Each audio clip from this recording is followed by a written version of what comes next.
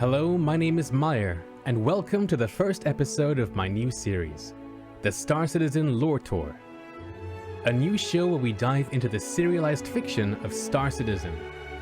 We're starting off with a short, two-part series called One Good Deed. I hope you like it.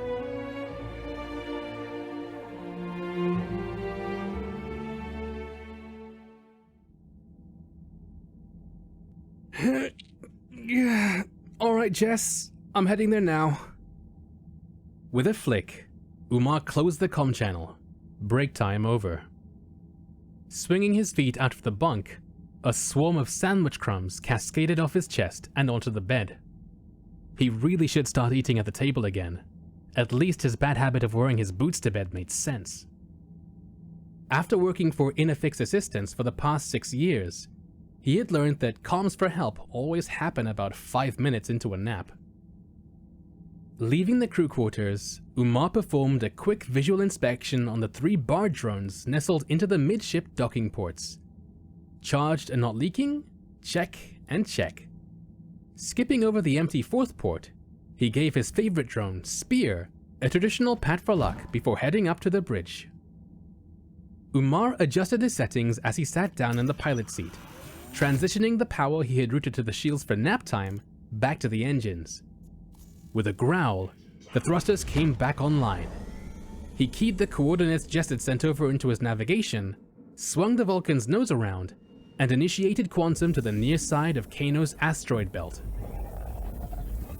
Under 2 minutes, Umar noted, as the light smears from the quantum field streaked past. Not too shabby of a response time. While you could always count on life's ill fortune sending clients your way, providing good service was how you could convert a random refuel run into a potential repeat customer, especially out in Cano, where traffic was a bit sparse. The ship slowed out of QT, and Umar adjusted his flight path towards the beacon's origin on the rim of the belt. After a few moments of navigating through the field, he spotted the client's Reliant clinging near the underside of one of the asteroids. He might have missed it completely if he hadn't had the beacon's frequency. Its signature was low enough that the small craft almost blended seamlessly into the surrounding radiation. The pilot must have shut down everything to conserve energy once they ran out of fuel. Before opening comms, he followed protocol and did a full scan of the area. No point in flying to the rescue if you fly straight into a threat and wind up needing rescue too. With his MFD giving the all clear, he hailed the client. Hi there, I'm Umar DeLuca from Inafix. You requested a refueling? Yeah, that's me. Thanks for coming out. Responded the pilot with a kind, weathered smile. Of course, that's what we're here for. Let me get into position and then we can have you back flying in no time. As Umar rolled his ship above and behind the vessel, he could clearly see that the Reliant's hull had been badly damaged. There were scorch marks all along the rear fuselage, and multiple ballistic holes perforated the wing. Umar had a pretty good guess what caused the pilot to run out of fuel. Not sure if you know this, but your port dorsal side is pretty banged up. If you want, I could patch you up while I'm out here. Wouldn't take long, and it'd be a heck of a lot safer to fly. I appreciate the offer, but creds are tight. Just the fuel for now. Sure, no problem. Stand by and I'll have the drone right over. Umar got out of the pilot's seat and went to the control station at the rear of the bridge. He scrolled through his options: Spear for rearming, Shake for repairs, and Liam for refueling. Selecting Liam, he did one last check, and seeing all green, launched the fuel-laden drone. With practiced ease, he maneuvered Liam towards the other vessel's fuel port. Transfer in progress, Umar informed the pilot. Listen, I hate to ask this, but there is actually one more thing you can do for me, said the pilot, looking bashful as he nervously rubbed the back of his head. Any chance you have a drink or some water you could spare? Fuel wasn't the only thing I forgot to stock up on, and I'm starting to feel pretty dehydrated. Umar hesitated in answering. It wasn't the sharing that was the issue, but the time. He had hoped to be able to pick up at least 2 more jobs today, and he knew from experience how hard it could sometimes be getting a guest to leave your ship. Listen, if it's a problem, I can just wait till I can fly myself to a station or something. Umar felt a twinge of guilt. What was he doing out here if he wasn't going to help people? It's no problem, Umar said with as much hospitality as he could muster. If I'm filling up your ship, might as well top you off too. Swing on over and I'll fix you up. Leaving Liam to do its thing, Umar remotely opened the Vulcan's rear hatch and went to wait by the lift lock in the crew quarters. It wasn't too long before he heard the pressure begin to cycle. He cracked the fridge, removed 2 fizzy water cans, and turned just as the atmosphere in the lift equalized.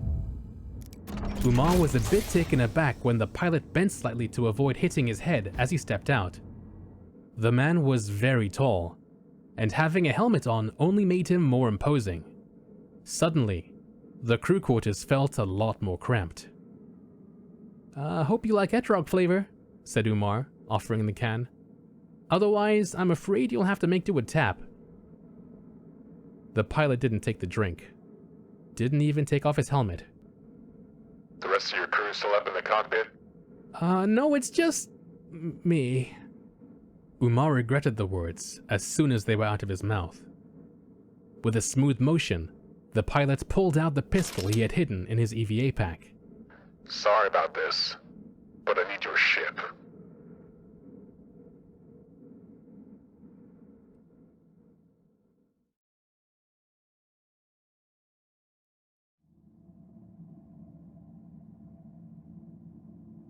Umar's wrists were aching from struggling against the tape that bound him to the control terminal chair. It was rated for sealing hulls, so it wasn't a huge surprise that he hadn't been able to loosen it. But he had to try. At the front of the bridge, the pilot was navigating the Vulcan out of the asteroid field. The control terminal flashed a warning that Liam was moving out of range. "Oh, come on," implored Umar. "You could have at least let me get my drone." Look, I prefer not to have to gag you, said the pilot. I know how uncomfortable it can be. Screw you. Don't pretend like you're some decent guy just because you have manners. Not only did you steal my ship, but you pretended to be in trouble to do it. I tried to help you, and this is how you thank me? The pilot didn't say anything, just kept his attention on the nav map.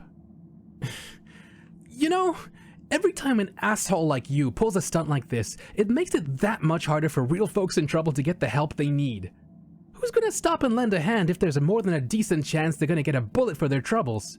So yeah, double screw you. Just like his struggles against the tape, Umar didn't really expect his rant to help the situation, but it definitely made him feel better.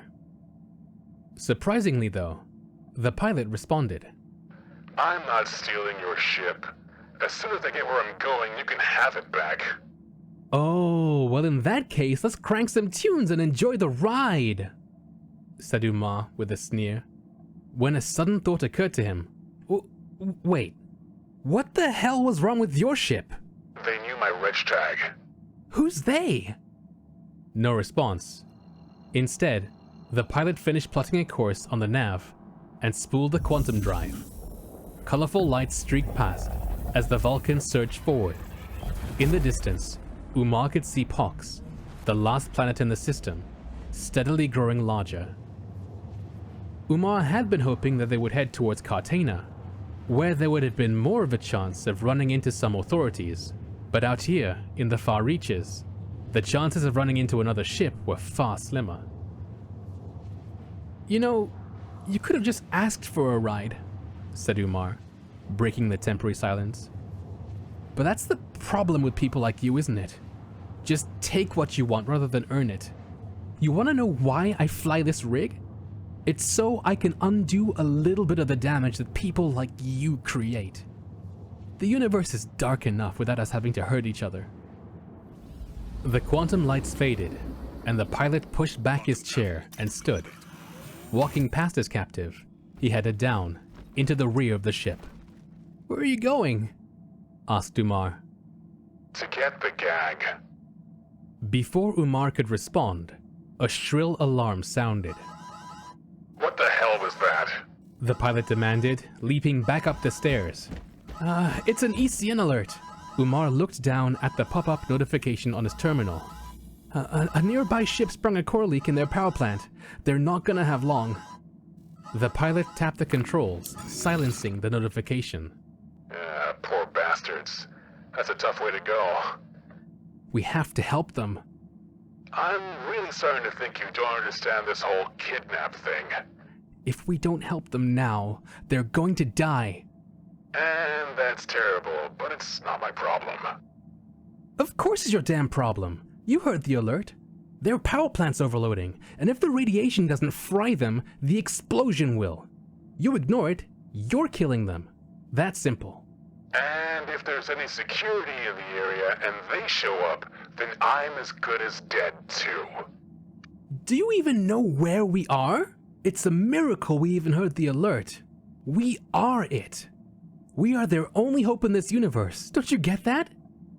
Unbidden, tears welled up in Umar's eyes. Please. The pilot stared at his captive for a long moment. If you say one word about me, or try to signal them in any way, you're going out the airlock. No second chances, understood? Not daring to say anything and risk the pilot changing his mind, Umar quickly and emphatically nodded his agreement. I can't believe I'm doing this. The pilot sat back down and adjusted the Vulcan's course towards the beacon signal. As he spun the quantum drive back up, he shook his head in disbelief.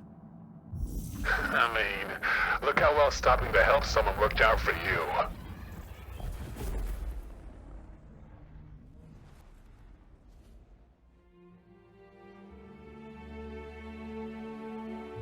And that concludes part 1 of the story. Star Citizen has some really interesting fiction, and what makes it even more compelling to me is that their lore team works directly with the rest of the dev team to create and conceive new stories and mechanics that we may one day see and experience in the future of the finished game. I hope to cover as many of these as possible in this series. If you have any favorite stories from the lore, please feel free to chime in the comment section. Also, to keep up with the show, please remember to like and subscribe, and I'll see you next week in the next installment. Thanks for watching.